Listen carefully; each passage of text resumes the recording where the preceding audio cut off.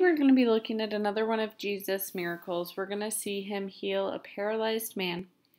So we're going to see, what did Jesus show by healing a paralyzed man? We start in Mark chapter 2, and we're going to see, how did a paralyzed man and his friends show their faith in Jesus? We'll read the first 2 verses. A few days later, when Jesus again entered Capernaum, the people heard that he had come home. They gathered in such large numbers that there was no room left, not even outside the door, and he preached the word to them. So we see right away, think of a house so packed that there's not even room for people to stand next to each other. Everybody's packed in, just trying to hear what Jesus has to say. In verse 3, some men came, bringing to him a paralyzed man, carried by 4 of them. So this man wouldn't have been able to walk at all, and this was before they had wheelchairs, so he had to be carried around by 4 of his friends. And then we see in verse 4, since they could not get him to Jesus because of the crowd, they made an opening in the roof above Jesus by digging through it, and then lowered the mat the man was lying on. So the roofs in the house were not like how we know roofs now. They were easily taken apart so that they could go through it. But it shows their perseverance. They weren't just going to say, well, we can't get you to Jesus, we're going to give up. A paralyzed man's friends made a way. They weren't going to give up. They made a way to get him to Jesus. So you think of opening the roof and then letting the man down. What did Jesus do because of their faith in him? In verse 5, when Jesus saw their faith, he said to the paralyzed man, son, your sins are forgiven.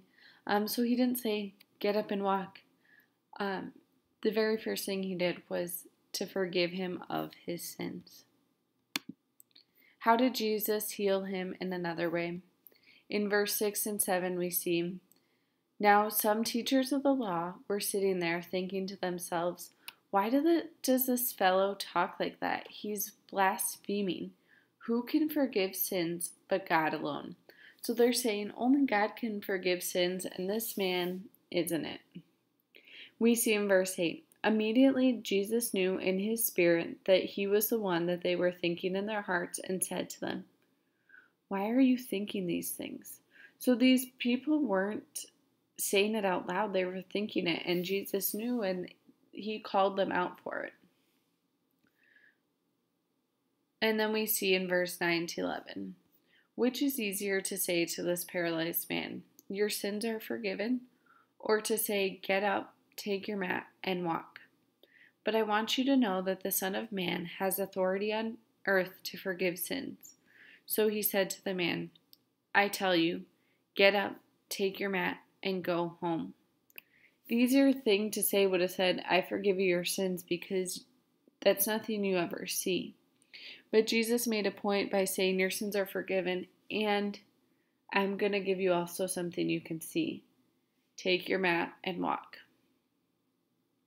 And then we see in verse 12, he got up, took his mat, and walked out in full view of them all. This amazed everyone, and they praised God, saying, we have never seen anything like this. So the people saw the man get up and walk, and they were amazed at it. Jesus made the paralyzed man walk again. Jesus healed the paralyzed man to show his authority to forgive sins. So this was a miracle that worked to bring faith in others by forgiving the man's sins and healing his feet so that he could walk again. Alright, so after our story, we're going to be looking at spiritual and physical needs. Don't forget to put your name on top. Alright, read each statement below. If a physical need is shown, put a P in the blank. If a spiritual need is shown, put an S in the blank. 2 statements will need both a P and an S. Jesus went home to Capernaum. Would that be a physical need or a spiritual need? That one could probably be both physical and spiritual. He might have been wanting to go home to see his family, but also to preach the word, which would be a spiritual thing. Many people gather to hear Jesus. They're trying to hear him to get their spiritual needs met. Jesus preached the word to them. That would be another spiritual need. Some men came bringing a paralytic. So that was that man who was paralyzed, he couldn't walk. That is a physical need. 4 men had to carry the paralyzed man to Jesus. That's again a physical need that they needed. The men had to dig through the roof to get the paralyzed man to Jesus. That's again a physical thing. Jesus saw their faith. We know the faith has to do with a spiritual need. Jesus said to the paralytic, "Son, your sins are forgiven." That is a spiritual. Some teachers of the law thought that Jesus was blaspheming God. That has to do with a spiritual need.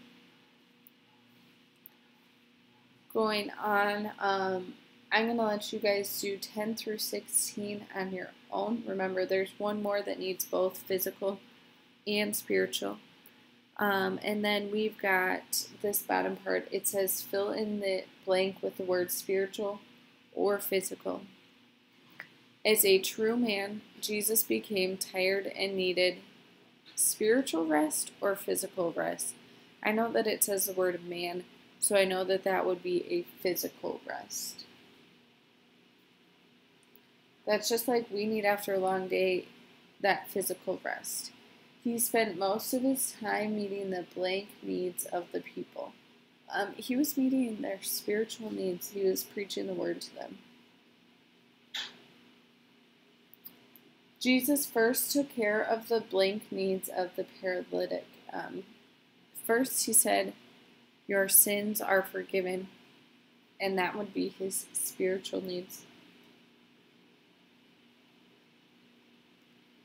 Jesus also met his blank needs by enabling him to walk. That would be his physical needs. Alright, so you guys just have the last section to do, and then you're going to be all set for our story for today.